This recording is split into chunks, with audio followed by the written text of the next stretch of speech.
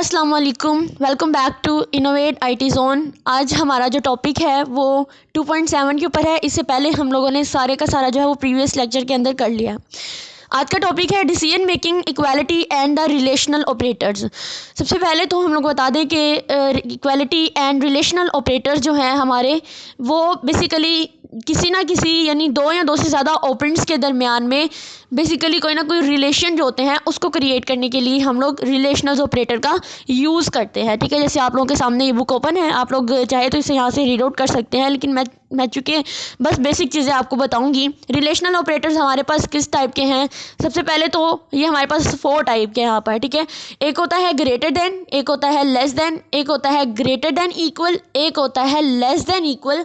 ठीक है, और ये सारे के सारे जो होते हैं दो या दो से ज़्यादा ऑपरेटर्स के दरमियान ऑपरेंड्स के दरमियान में रिलेशन क्रिएट करने के लिए यूज़ किए जाते हैं। जैसे यहाँ पे एक है एक्स और एक है वाई, तो इनके दरमियान में जो रिलेशनल ऑपरेटर है वो है ग्रेटर देन, यानी एक्स जो है वो वाई से ग्रेटर है, तो एक रिलेशन यहाँ पे क्रिएट हो गया।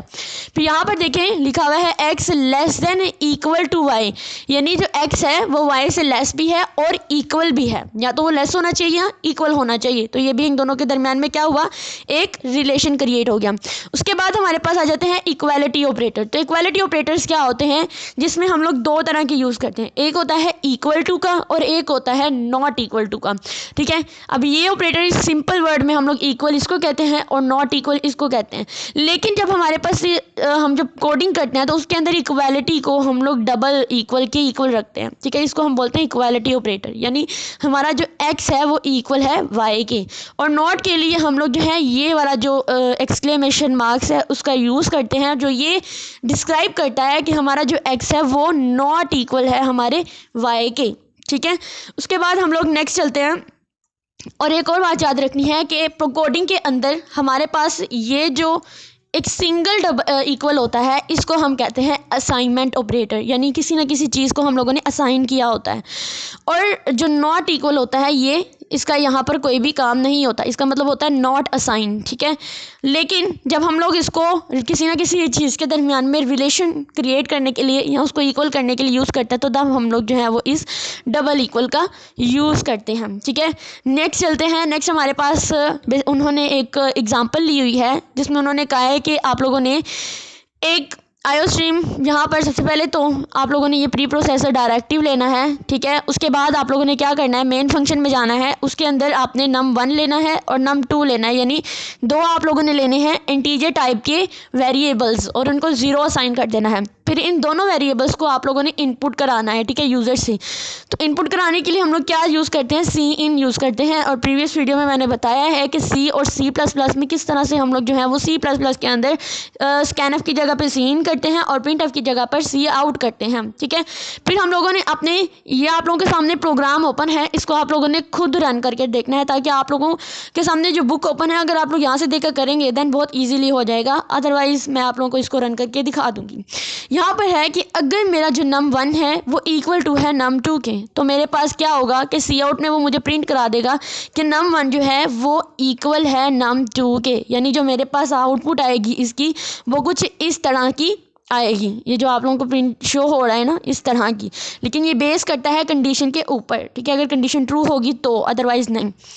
फिर आता है मेरे पास num1 जो है वो नॉट इक्वल टू num2 के, तो मतलब ये जो num1 है इसमें हम लिख देंगे नॉट इक्वल टू num2 के। ठीक है, इसी तरह सारे के सारे नीचे रिलेशनल ऑपरेटर जो हैं वो यूज़ हुए हैं, और इसकी आउटपुट जैसे मैं आप लोगों को यहाँ पे शो करा रही हूँ, अगर आप 3 इनपुट करोगे, 7 इनपुट करोगे, जाहिर बात है हम लोगों ने 2 इंटीजर्स लिए तो हम लोगों ने 2 वैल्यू ही पुट करनी है। ठीक है, उसके बाद देखना है कि इनमें से कौन कौन सी कंडीशन जो है वो ट्रू होती है।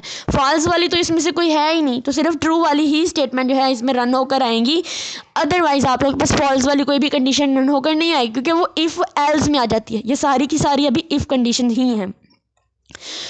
उसके बाद हम लोग नेक्स्ट चलते हैं, तो नेक्स्ट उन्होंने इन सारे की डिटेल बताई हुई है, जो मैंने आप लोगों को वॉइस इस तरह से सारा आपको समझा दिया। नेक्स्ट हमारे पास आ जाते हैं हमारे ऑपरेटर प्रेसिडेंस। प्रेसिडेंस का मतलब होता है कोई ना कोई सीक्वेंस होता है जिसमें हमारे ऑपरेटर जो होते हैं वो रन होते हैं। जैसे अगर इन सिंपल लॉजिकल वे में अगर मैं आप लोगों को बताऊं मैथ्स में या कोई भी तरीके में, तो सबसे पहले हम लोग जो है वो अपनी जो ब्रैकेट्स होती हैं उनको सॉल्व करते हैं। ठीक है, यानी एक सीक्वेंस में आप लोगों को यहाँ पे लिख के देती हूँ। सबसे पहले हम लोग जो हमारी ब्रैकेट्स होती हैं उनको हम सॉल्व करते हैं। उसके बाद हमारे जो स्टेरिक होता है यानी जो मल्टीप्लाई होता है वो हमारे पास जो होता है वो हाई प्रेसिडेंस वाला होता है, उसको हम सॉल्व करते हैं। उसके बाद हम लोग जो होते हैं वो डिवीजन वाला लेते हैं। देन हम लोग क्या करते हैं, अपना मोड लेते हैं, ठीक है, यानी मोडलेस लेते हैं। उसके बाद हम लोग क्या करते हैं कि हम लोग प्लस करते हैं। प्लस की प्रेसिडेंस होती है वो माइनस से हाई होती है, ठीक है। ये दोनों जो होते हैं बेसिकली इक्वल प्रेसिडेंस के होते हैं। हम लोग बात कर रहे थे ऑपरेटर प्रेसिडेंस के बारे में। तो सबसे पहले हम लोगों ने किस चीज़ को यहाँ पर आप लोगों के सामने ये जो पूरा बॉक्स बना हुआ है इसके अंदर उन्होंने तरतीब से बताया हुआ है। सबसे पहले तो उन्होंने कहा है कि आप लोग की जो ब्रैकेट्स होती है उसको हम सबसे पहले सोल्व करते हैं अगर वो उस स्टेटमेंट के अंदर, उस क्वेश्चन स्टेटमेंट के अंदर गिवन होती है। उसके बाद हम लोग ये 3 ऑपरेटर जो है परफॉर्म करते हैं, लेकिन इन तीनों में अगर हमारा जो स्टेरिक है वो लेफ्ट साइड राइट साइड पे है तो हम लोग सबसे पहले इसको सोल्व करेंगे, यानी लेफ्ट साइड पे है। अगर हमारा जो भी इन तीनों में से पहले लेफ्ट साइड पे होगा उसको हम लोग लेफ्ट टू राइट जो है वो सोल्व करेंगे। तो इसमें फिर भी हमारा जो मल्टीप्लिकेटिव है वो सबसे हाई प्रायोरिटी की होती है। उसके बाद हमारे पास जो है वो स्टेरिक और प्लस और माइनस आ जाता है, इसको भी हम लोग जो होते हैं लेफ्ट टू राइट चेक करते हैं, ठीक है। इसकी हम एग्जाम्पल देखेंगे ना तो उस एग्जाम्पल से आप लोगों को ज़्यादा अच्छे से क्लियर हो जाएगा। नेक्स्ट हमारे पास 2.8 है जिसमें रैप अप है। इसमें क्या होता है कि हमारे पूरे का पूरा जो चैप्टर होता है उसकी बेसिकली उन्होंने समरी बताई होती है। जैसे 2.2 में उन्होंने अपना फर्स्ट जो प्रोग्राम था C++ के अंदर जिसमें एक लाइन को प्रिंट कराना था वो हम लोगों ने किया। उसके बाद हम लोगों ने प्री प्रोसेसर डायरेक्टिव को देखा, फिर हमने जो कि हमारे पास ये था। उसके बाद इसके अंदर स्पेसिस वगैरह जितनी भी हम मेन फंक्शन था उसकी बॉडी, फिर स्ट्रिंग वगैरह सब कुछ हम लोगों ने इस चैप्टर के अंदर इसको डिस्कस किया। और बेसिकली इसी चैप्टर का हमारे पास जो है वो एज अ समरी है। अगर आप लोग इसको रीड कर लेते हैं तो देन आप लोगों का बहुत हद तक कॉन्सेप्ट जो होते हैं वो क्लियर हो जाते हैं। अब हम लोग जो है वो नेक्स्ट वीडियो के अंदर डिस्कस करेंगे अपने जितने भी इसकी एक्सरसाइज के प्रोग्राम हैं वो सारे, और इससे रिलेटेड कॉमन किस तरह से हमें पेपर में वाइवा के लिए क्वेश्चन पूछे जा सकते हैं वो सारी की सारी हम लोग नेक्स्ट वीडियो के अंदर डिस्कस करेंगे। तब तक आप लोग इस लेक्चर को ले समझें और देन हम लोग करते हैं स्टार्ट अपना। और प्लीज़ अगर आप लोगों को वीडियो अच्छी लगी हो तो उसको सब्सक्राइब कर दें। Thank you.